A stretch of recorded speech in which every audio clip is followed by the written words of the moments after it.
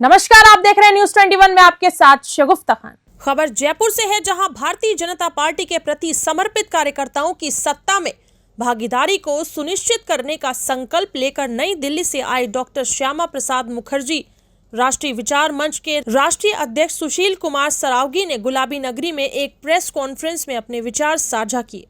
उन्होंने कहा कि कार्यकर्ता पार्टी की रीढ़ की हड्डी होते हैं और उनकी भागीदारी सत्ता में अत्यंत महत्वपूर्ण है। प्रेस कॉन्फ्रेंस में सुशील सरावगी ने बताया कि हमारा मुख्य मिशन है देश को हिंदू राष्ट्र घोषित करना और इसके लिए हम समर्पित हैं। उन्होंने कहा कि प्रधानमंत्री नरेंद्र मोदी के नेतृत्व में भारत जल्द ही विश्व की तीसरी सबसे बड़ी अर्थव्यवस्था बनेगा। बढ़ते अपराधों को रोकने के लिए कठोर कानून की आवश्यकता पर भी उन्होंने बल दिया। प्रेस कॉन्फ्रेंस के दौरान पत्रकारों का सम्मान किया गया और सुशील कुमार सरावगी को राजस्थानी साफा पहनाकर तथा तलवार भेंट करके सम्मानित किया गया। इस अवसर पर राहुल गोयल और वरिष्ठ पत्रकार राजेंद्र मोदी ने सम्मान समारोह में मुख्य भूमिका निभाई।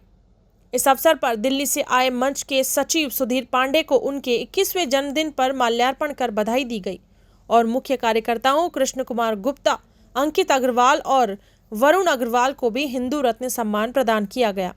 जयपुर से शगुफ्ता खान की रिपोर्ट।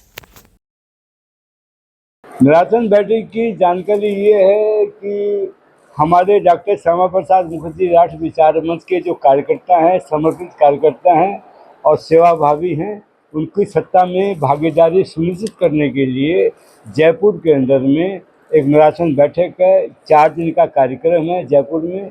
उस कार्यक्रम में पूरे देश से जैसे भी हमारे विचार आएंगे, संज्ञान आएंगे, उनको हम सत्ता में भागीदारी देंगे। किसी बोर्ड का चेयरमैन बना दिया, किसी कार्यकर्ता को और कोई जिम्मेदारी दे दी। इसके लिए हमने 7 नामों का चयन किया है।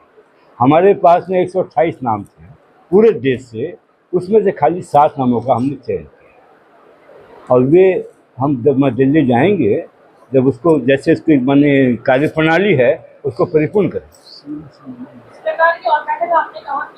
हाँ जी, ना हमारे कोटा में की है हमने, राजस्थान में कोटा के अंदर में हमारे लोकसभा अध्यक्ष हैं माननीय श्री ओम जी बिरला, उनसे मैं और हमारे पूनम जी एक सराफ हैं एडवाइजर कमेटी में, हमारे ये महामंत्री हैं।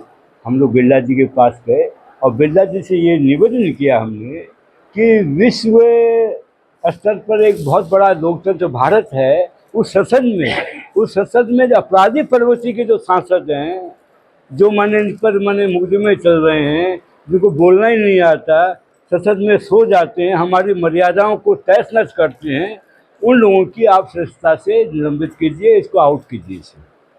इसके लिए आज से नहीं, हम 3 महीने से इस कार्यक्रम में लगे हैं। अंतिम बार निर्णय हमने वहाँ पर जाकर उनके निवास पर पत्र दिया और जब वहाँ पत्र दिया उनके बाद में उनके मन चेहरे पर ऐसे भाव आ गए कि आप जैसे बुजुर्ग आदमी, मैंने कहा बुजुर्ग की बात नहीं है, ये काम होना चाहिए। हमारे देश की पार्लियामेंट के अंदर में अपराधी प्रवृत्ति के जितने भी लोग हैं, किसी पार्टी का नाम नहीं ले, कितने भी लोग हैं, उनको आप सदस्यता से निलंबित कीजिए। ये काम है, इस पर हम मने तरीके से काम कर रहे हैं। राजस्थान में आने का कार्य जयपुर में माननीय भजन लाल जी शर्मा हमारे कार्यकर्ता हैं, संघ के कार्यकर्ता हैं, उनको हमने एक दायित्व दिया है कि आप मुख्यमंत्री का दायित्व निर्वाह करेंगे। इसे राजनीतिक दिनचर्या के अंदर में लोगों ने बड़ी आशाएं की थी कि बहन वसुंधरा जी को बन जाएगा या करोड़ीलाल जी मीणा बन, हमारी तरह की चलती थी। राष्ट्र के प्रति समर्पित केशवराम बलिराम हेगड़ेवार ने 5 लोगों के साथ नागपुर में राष्ट्रीय स्वयंसेवक संघ आरएसएस की स्थापना की। 1947 में अंग्रेज देश छोड़कर जा चुके थे, लेकिन दादरा नगर हवेली और गोवा अभी भी पुर्तगालियों के कब्जे में थे। जुलाई 1954 में संघ के सहयोग से दादरा नगर हवेली को मुक्त कराया गया। इसी तरह गोवा को भी आरएसएस के सहयोग से 1961 में आजाद करवा लिया गया था।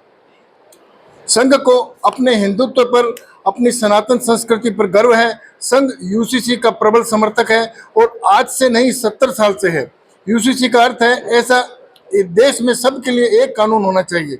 आज़ादी के बाद राजा हरीश सिंह हिंदुस्तान में विलय को लेकर असमंजस में थे, तब आरएसएस के गुरु गोलवलकर ने उन्हें समझाइश कर कश्मीर का भारत में विलय करवाया था।